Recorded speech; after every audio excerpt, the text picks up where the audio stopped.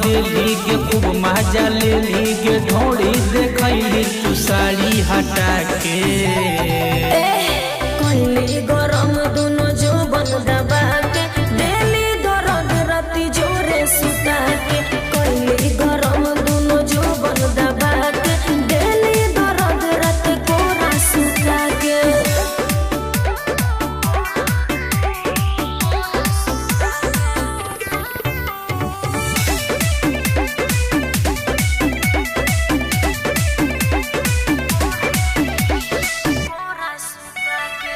देख के गहिर ढोली के छौड़ी मनमा गेलो फिसा लगे आबो हो कइरो ना बाबू कइली हमसे छल रे हे रे सुन देख के गहिर ढोली के छौड़ी मनमा गेलो फिसा लगे आबो हो कइरो ना बाबू कइली हमसे छल रे तोही तो हंसी के कोरा में कसी के चुमा लेली छौड़ी पलक बुता के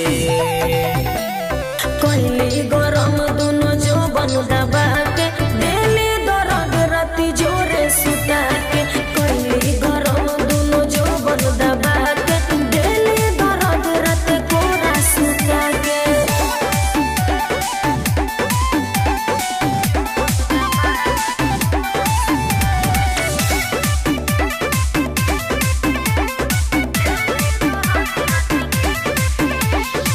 करना हाला जब तो मोहाला रहे तानी चुप गे देली रे दर्द कैसन ही मारद लकी शंकर अनुपरे बरानी होगे